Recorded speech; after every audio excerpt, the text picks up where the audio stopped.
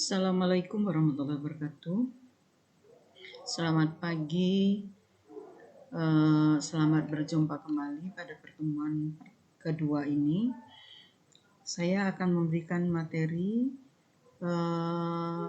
tentang penggolongan ahli waris menurut Kitab Undang-Undang Hukum Perdata.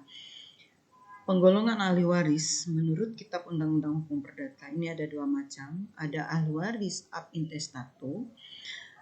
Ahli waris ab intestato ini ahli waris karena hubungan darah dan hubungan semenda. Ini digolongkan menjadi 4 golongan. Sementara ahli waris yang kedua adalah ahli waris berdasarkan testamen atau berdasarkan surat wasiat. Ini ada 3 macam testamen menurut Kitab Undang-Undang Hukum Perdata. Ada testamen holografis, ada testamen umum, dan ada testamen rahasia atau tertutup. Kita lanjutkan. Penggolongan ahli waris ab intestato. Ini ada 4 golongan. Yang pertama adalah golongan ke-1 ini terdiri dari anak dan keturunannya ke bawah tanpa batas beserta janda atau duda.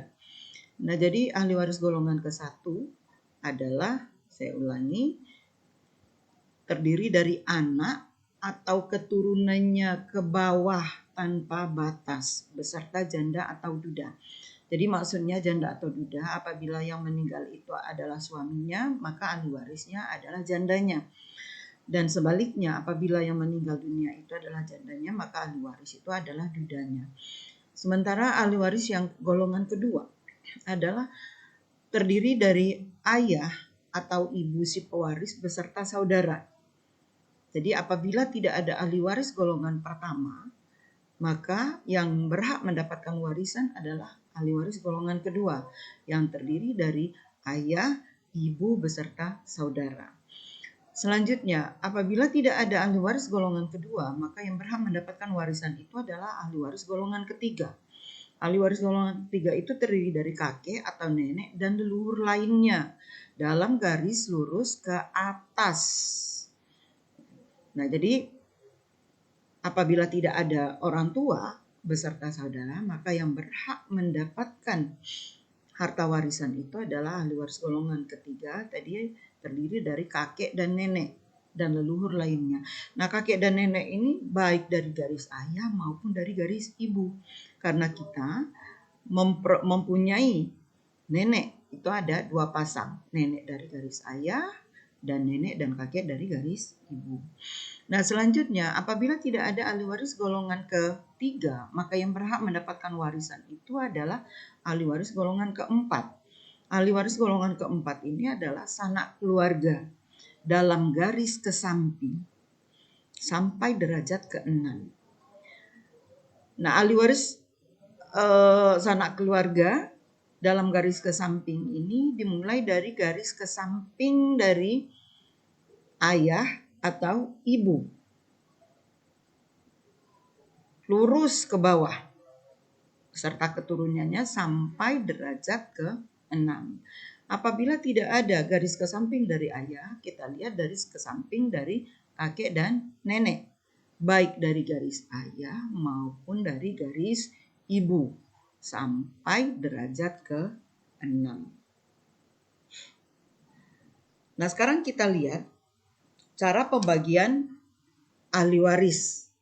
Kita lihat ini cara pembagian ahli waris atau rumus pembagian ahli waris golongan ke-1.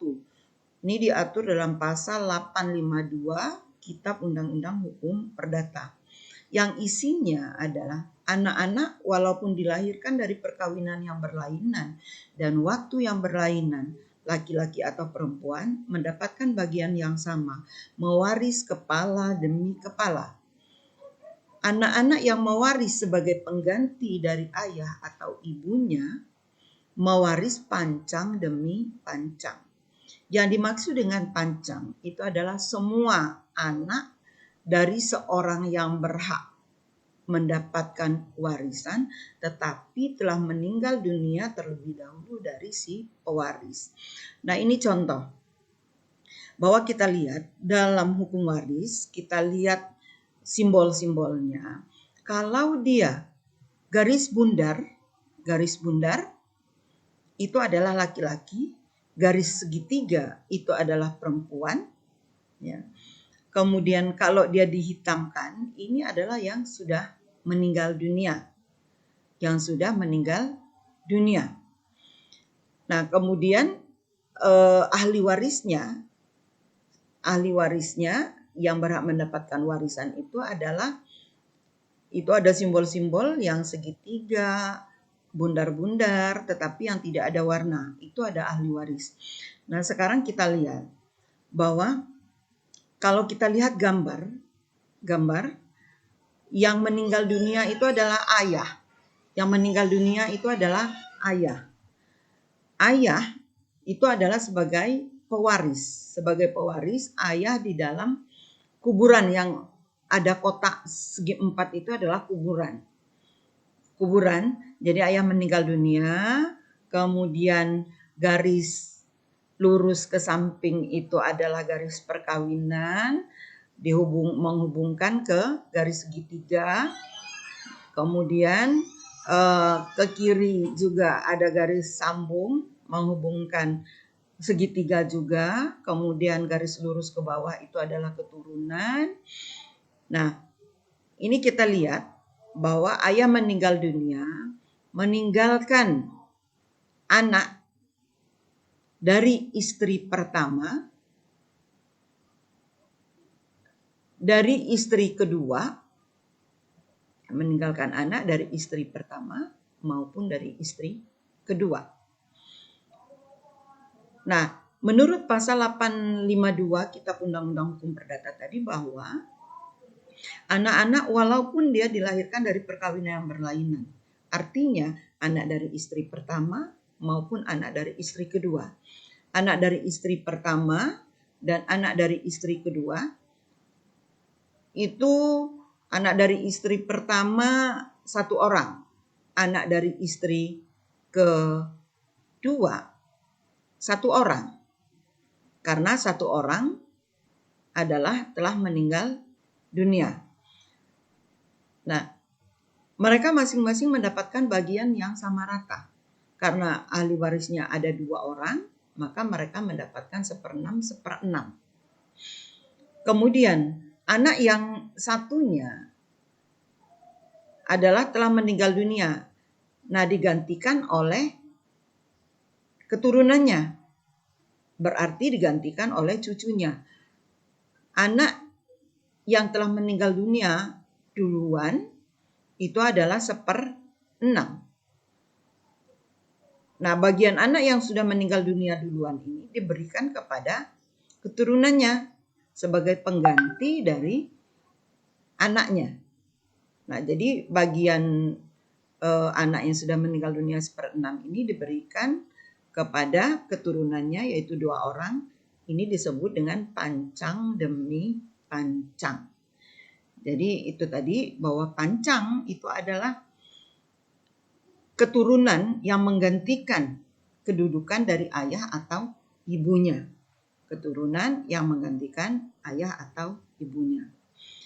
Kemudian kita lanjutkan lagi bahwa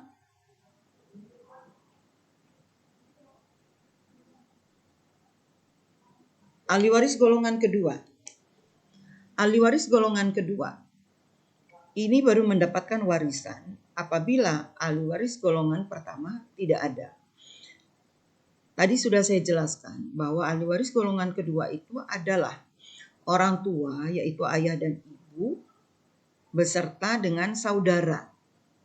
Nah, ayah dan ibu beserta saudara. Nah, kita lihat di sini bahwa yang meninggal dunia itu adalah anak. Nah, anak di sini ini yang di dalam kuburan yang ada segi 4-nya itu yang R itu adalah anak meninggal dunia, meninggalkan ayahnya B, ibu, meninggalkan ayahnya A, ibu B, dan saudara C. Nah, dalam hukum waris menurut Kitab Undang-Undang Hukum Perdata ini ada rumusnya. Disebutkan bahwa ayah dan ibu yang masih hidup kalau meninggalkan satu orang saudara, maka masing-masing ayah dan ibu itu A/3, B/3. Sisanya adalah untuk saudara. Nah, harta warisan apabila tidak ditentukan berapa jumlahnya, dia terdiri dari satu. Satu itu berasal dari 3/3. 3/3. Nah, kita lihat di sini bahwa 3/3 dikurangi untuk ayah dan ibu 2/3, maka sisanya 1/3 ini untuk C. Demikianlah yang bisa saya jelaskan untuk hari ini. Nanti akan kita lanjutkan ke golongan yang ketiga pada pertemuan berikutnya.